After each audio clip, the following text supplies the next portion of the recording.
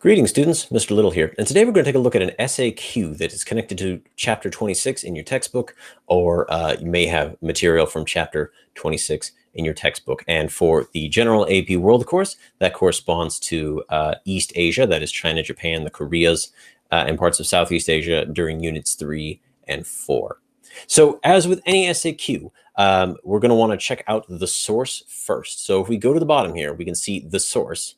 It's covered up for a second by my little options tab, but it says a letter to the Byzantine Emperor, a letter from Emperor Hongwu to the Emperor of the Byzantine Empire, 1371. Well, that's interesting. So it doesn't say much about what we're about to read. All we seem to know is that it's a letter from one emperor to another emperor. And that's really interesting because at this time, it's 1371, which technically puts it just a little bit before Units 3 and 4, kind of the tail end of Unit 1. And the Byzantines aren't even in the course curriculum anymore, but they were the sort of successors to the Roman Empire, and they reigned in what is now Istanbul, known as Constantinople back then before they were conquered by the Ottoman Turks.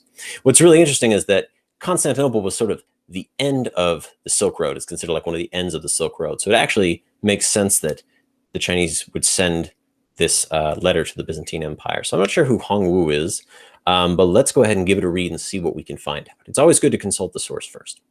So let's start at the top. Since the Song dynasty had lost the throne and heaven had cut off their sacrifice, the Yuan, Mongol dynasty, had risen from the desert to enter and rule over China for more than 100 years.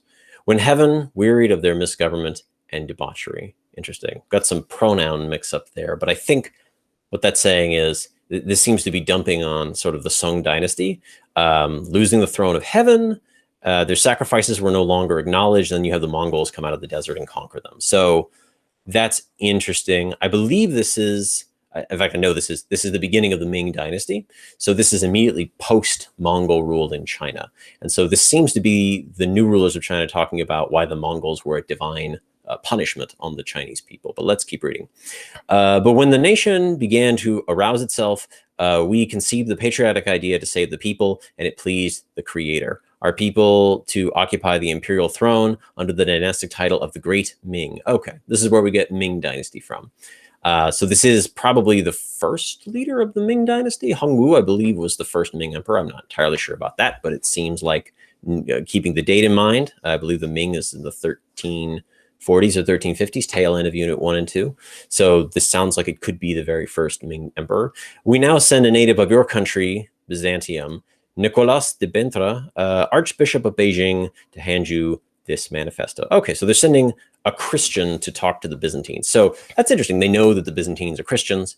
Again, shouldn't be super surprising because Byzantium would have been the tail end of the Silk Road. So there have been a lot of contact. And there were Christians in China, even before the Mongols, although most famously, a lot of Nestorians came to work for the Mongols in China. So that's interesting. Cool. So this seems to be a letter, kind of a premise to what was probably a longer letter about the new Ming Dynasty being sent to the Byzantine Empire. So that's interesting. Okay, let's see what the questions are. Identify the historical context of the document. Explain one additional cause for the fall of the Song Dynasty to the Mongols, and explain how this document represents a continuity in Chinese history. Okay, so as usual, we're starting off with an identify question, which is really short. They just want to know something from the historical time period of this document. They want to ask us about the fall of the Song Dynasty because the document looks like it talked about the fall of the Song Dynasty, but described it in very metaphysical terms as displeasing of heaven. And then they want us to talk about how this document represents a continuity in Chinese history. So this would be something that splits over many units. So what I'd like you to do is go ahead and pause the video and see if you can come up with a couple possible answers to some of these. You can just like write them down on a list. But take a second, pause the video, see what you can come up with. So hopefully you paused the video and did some sketching or some jotting down. Let's have a look. I threw some ideas together about possible responses to this. Now, the thing to keep in mind about SAQs is there's always more than one possible answer. There's always at least 2 or 3 possible answers to each question. So Let's take a look. So identifying the historical context. What's going on around this time? Well, one of the things is the Little Ice Age is starting to be felt. It is known that the revolt against the Mongols, which was the Red Turban Revolt, which is the thing I have down there as well, was in part started by a series of really bad floods and really bad famines. So this is part of the reason why the Mongols were chased out of China. So we could talk about the Little Ice Age, or we could just talk about the revolt itself, which is known as the Red Turban Revolt. There's also another group called the White Lotus Society that was anti-Mongol and worked with the Red Turban rebels to drive them out.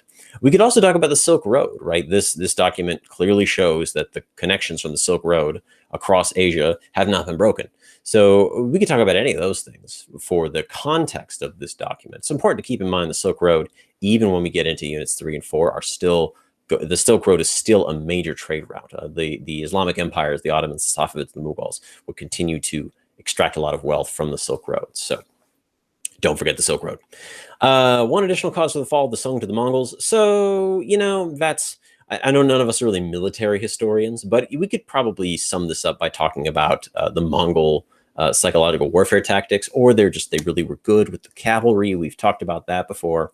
You could talk about how the Song did not really utilize their new military tech. We know the Song dynasty did have access to gunpowder, and we know that they did use gunpowder weapons, but they didn't use it in large enough quantities to make a difference against the Mongols. And the Mongols, as we know, would go on to use it better against other enemies of theirs, such as like the Abbasid Caliphate in the Siege of Baghdad.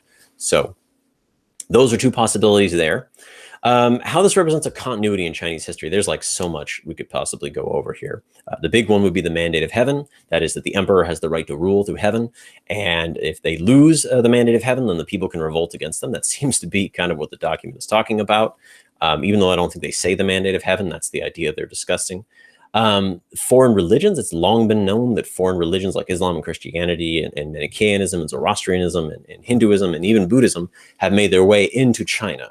And so it's not surprising that there would be the presence of enough Christians to have an archbishop in China. That would be something that we would continue to see to this day.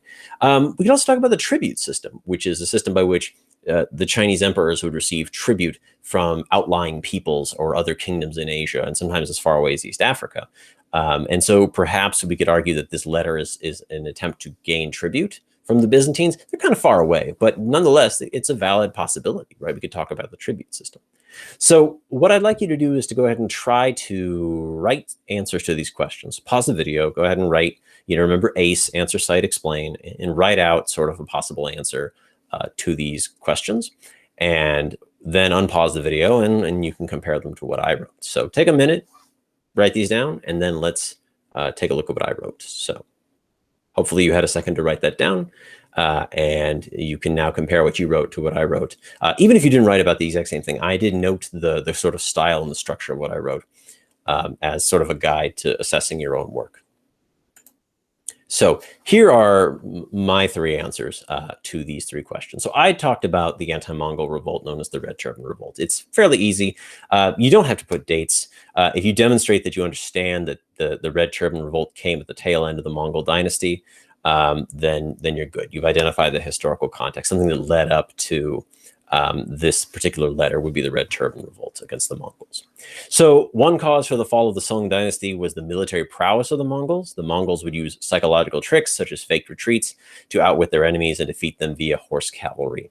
Now, I normally ask you when we do SAQs to have that second sentence be like a really solid piece of evidence. And in the case of the Mongols, military tactics, solid evidences you're going to get might be the psychological warfare or the use of cavalry. I wouldn't expect you to know the names, and the AP people do not expect you to know the names of the many battles that the Mongols engaged in. Or you would not even need to know, just while we're here, you don't need to know every single place the Mongols conquered. Like, you don't have to know all the individual states. If you say they conquered Persia, that would be fine. You wouldn't have to say the Mongols conquered Khorazm and Nishapur and Merv and Gorganj and all the cities. You could just say the Mongols conquered Persia or Central Asia. These tactics, that is the psychological warfare and the cavalry, made them more mobile and unpredictable than the infantry-heavy Song armies, right? I've also used the alternate spelling of the Song dynasty here, which is S-O-N-G versus S-U-N-G. Both spellings are acceptable. Don't freak out. And so this is sort of a brief answer, but one that would definitely get the point, because you've made a point about the cause of the fall of the Song dynasty was their simple conquest by the Mongols, except it's not metaphysical as it's described in the letter, where it's the displeasure of heaven. It's just that they were not as militarily equipped as the Mongols were. And then answer C, this document represents a continuity in Chinese cultural history because it continues the divine right of the emperors. That is the right of emperors to rule. Now, divine right, we usually say this in relationship to European kings, such as, Louis XIV, but it works here too. Hongwu cites the mandate of heaven, that is the right of the emperors to rule over the people with the approval of heaven, a practice followed since the Qin dynasty, sorry. Now, the Qin dynasty is no longer in the AP World Modern course, but it's if you just want to say followed since the first dynasties, the mandate of heaven has pretty much always been there as like a justification for rule. The very first dynasty to use it was the second Chinese dynasty in history, the Zhao dynasty, who claimed that their predecessors, the Shang dynasty, their rulers had become so corrupt they were literally eating children, right? So they lost the mandate of heaven. Doesn't get much worse than eating children. But the point is, ever since then, the mandate of heaven has been a part of the Chinese political and cultural society. So the continuation of this practice demonstrates that Hongwu wishes to use this cultural institution to justify his rule over the people of China, who accept this practice and have always accepted this practice. At least they will until 1911, but we're not there yet. And so these are my 3 possible answers to the SAQ. Notice I used the ACE formula, just a general answer followed by a very specific example, followed by an explanation of that example and how it answers the question. So I hope that this has helped you out a little bit. SAQs are a tricky thing, so if you struggle a little bit with this, don't feel bad and keep practicing. My name is Mr. Little, and I'll see you next time.